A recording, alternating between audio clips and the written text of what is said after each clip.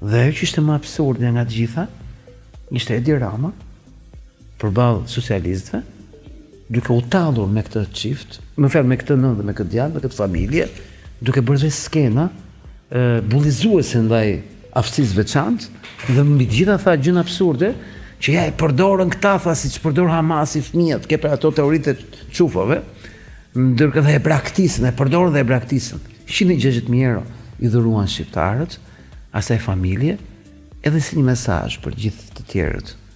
Kur vinë këta dhe nuk vini ju, çfarë jeni ju që s'vini? Pra ishte për këta që jo thjesht nuk vinë protestë, por nuk ndihmojnë protestë. Rinë heshtjen dhe shohin. Dhe unë besoj që kjo është dorë e Zotit, por shqiptarët e meritojnë.